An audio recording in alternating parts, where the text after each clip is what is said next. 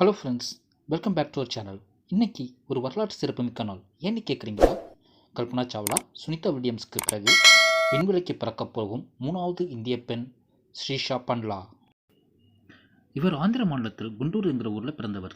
34 வயதாகும் இவர் பிறந்து சில மாதங்களான பின்னர் தன்னோட பெற்றோருடன் குண்டூரில் இருந்து அமெரிக்காவின் டெக்சாஸில் குடியேறினார்.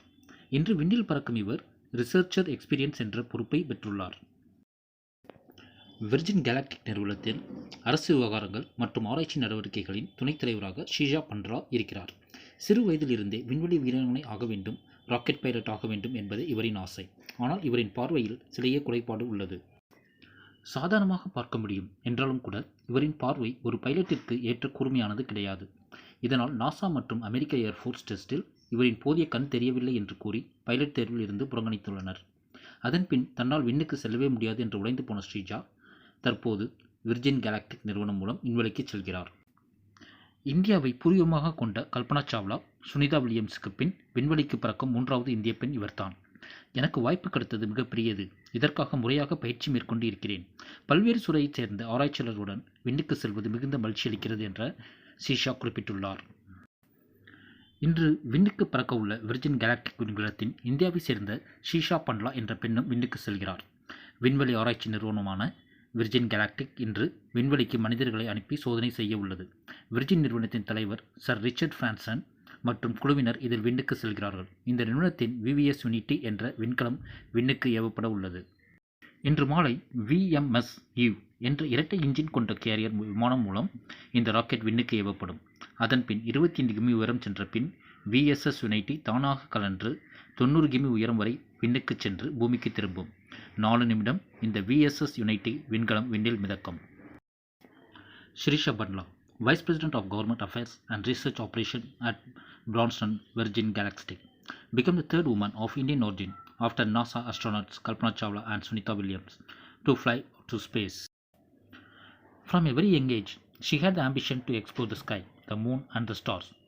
Sirisha had set her eyes on space.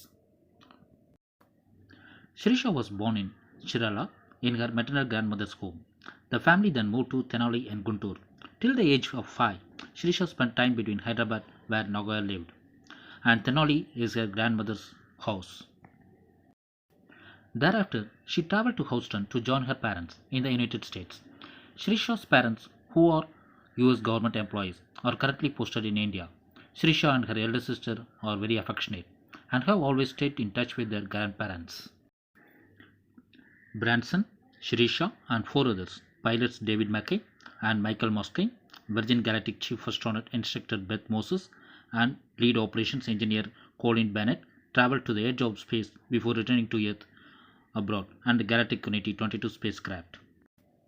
She visited on Guntur last November, and as usual, she was full of energy and bubbling with ideas.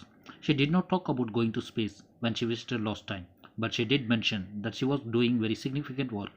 She is very decisive and has very good leadership qualities. When she was a child, she used to ask a lot of questions about aeroplanes, the sky, space travel, etc. She used to write down her thoughts and ideas about the sky and space.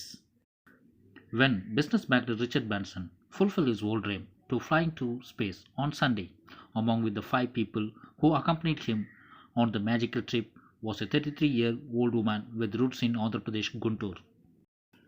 Sirisha did her bachelor's in aerospace aeronautical engineering from Purdue University and later did a master's in business administration from George Washington University.